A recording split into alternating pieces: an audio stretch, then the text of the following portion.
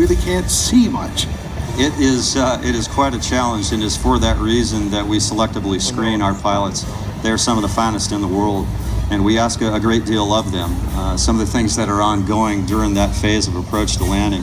Obviously, you have to get the aircraft even further slowed, but the biggest challenge of all is to manage your energy and ensure that you can get it slow enough to actually land it, because with all of that lift that you see there, and the thrust that is actually still being put out of the airplane, even at idle RPM, you have to employ spoilers and speed brakes and full flaps to get the airplane to actually land.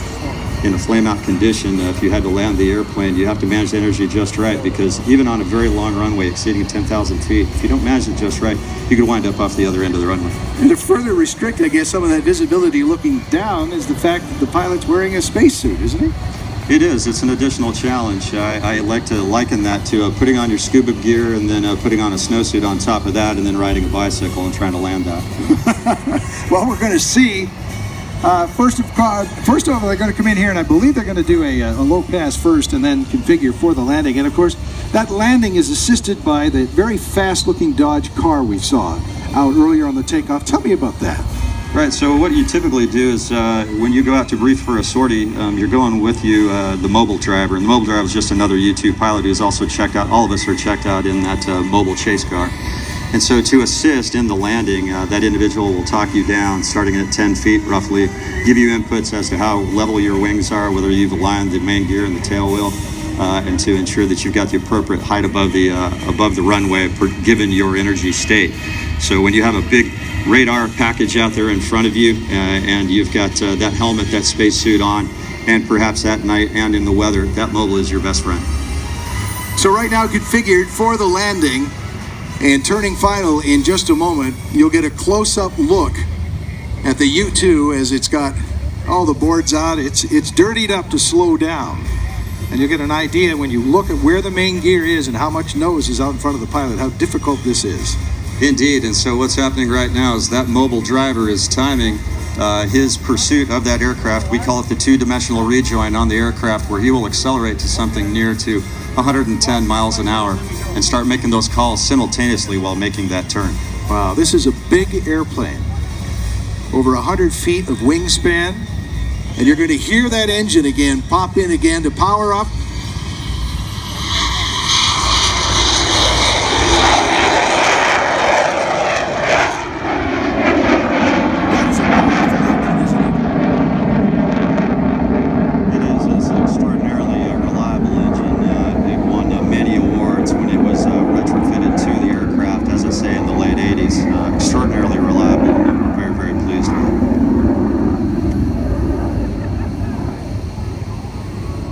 And this is going to be it.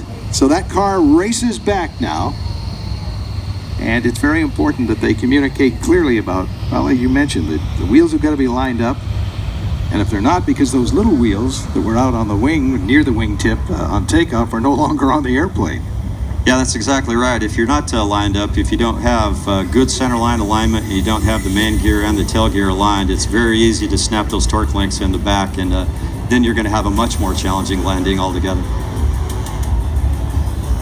So again, they're setting up now for the landing. You will see the chase vehicle and how it works.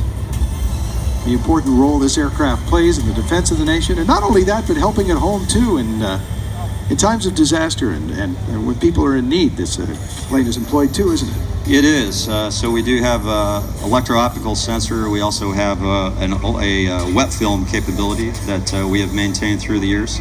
That we've used with great effect in the global war on terror, but also has the highest what we call imagery rating of any of the imagery that we provide. And so we take a look at any number of things to support human relief, disaster assistance. All right, let's watch.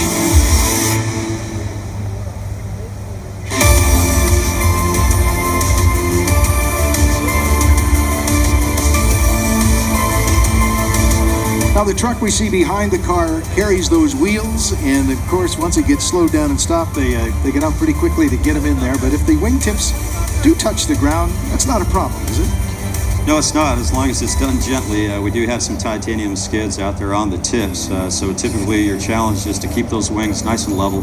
If you have a little bit of headwind component, that helps you keep the wingtips off the ground until you come to a stop. You do want to try to balance your fuel as much as you possibly can throughout the mission. But once you get down on the ground, you try to bring it to a stop, and usually it takes just a couple of airmen to get out there, lift up one of the wings, insert those spring steel gear that we call pogos, and then you're on your way. So the pogos are in the truck, and we've got the crew in the chase car now, zooming out there over 100 miles an hour very quickly. And right now they're communicating with the pilot, right? He is. He's giving those constant talks. So the air traffic control frequency is being maintained by the pilot, and then he has a separate frequency for the mobile, and he is just talking down to that fantastic near 2-point landing. Look at that, and all the flex in that airframe and everything as well. What a flying machine, huh? All that technology. And the package that we employ around the globe when we're flying real-world missions also adds something in the neighborhood of another 20,000 pounds of signals intelligence and imagery intelligence gear on the aircraft. So once more, you have to be very select about the way you get that airplane on the ground, because that stuff can't be replaced. Slowly coming to a stop, and like some of the sailplanes, we might even see the wing droop down, but the guys are going to try and get there as quickly as possible, right, to keep that from happening? They do, and heat, temperature on the airplane and for the pilot is also extraordinarily important, particularly in places like some of the deserts in the Middle East. We can overheat the internal navigation system and certainly overheat the pilot as well, so we try to do that with some speed. And we're also positioning aircraft. Big display coming up from the California Air Guard, too. And that Hercules you saw take off earlier, we want to include all of the local bases here on the static display ramp behind us. Nice. You guys have a pretty